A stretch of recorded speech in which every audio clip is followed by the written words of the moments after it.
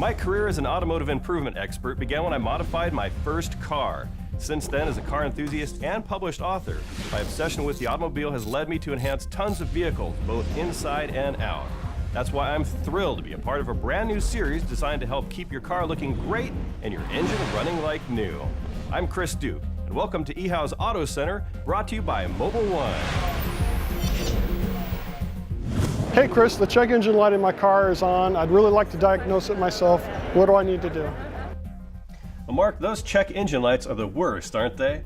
Unless you're dead on the side of the road, it can be really hard to figure out what exactly is wrong with your car. Thankfully, all cars since 1996 use an industry-standard onboard diagnostic system that you can check to see exactly what is causing that check engine light to light up. You'll hear this system referred to as OBD2, with the 2-part being the latest industry standard.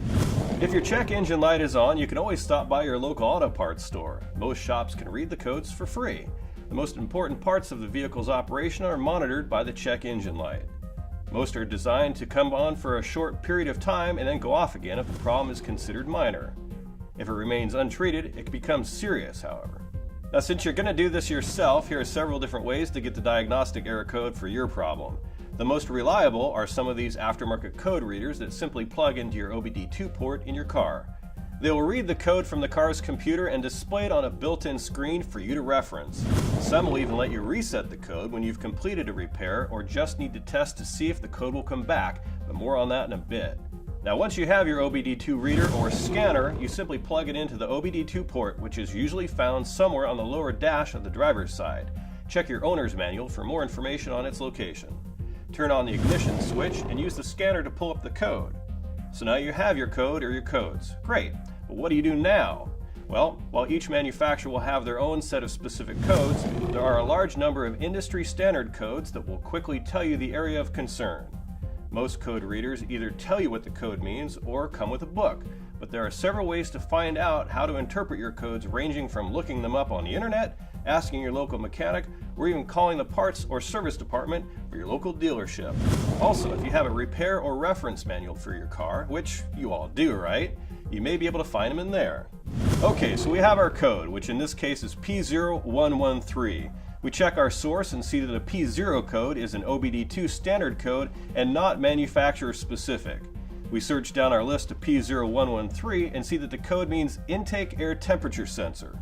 Now, if needed, we can do a little more research and find that this means that either the sensor is disconnected, has a bad wiring connector, or that the sensor itself is faulty. Now, we looked at the intake system and found that the sensor plug has come loose. This can sometimes happen if your air filter box has to be removed completely when changing or inspecting your air filter. We plug the sensor back in and check that it is seated correctly. Then we go to our scanner and tell it to reset the code if it has that function. If your scanner doesn't have a reset feature, you may have to remove a battery terminal to reset or clear the code. Now that we have reset the code, we start the vehicle and look to see if the check engine light is still on or comes back on right away. No lights here, so we're good to go. Now, in the case of a more advanced code or a code that lists an item that needs more in-depth troubleshooting, check with your local mechanic for the best advice on how to tackle your issue. Thanks for the question, Mark. For eHow's Auto Center, I'm Chris Duke. Here's to helping keep your car running like new.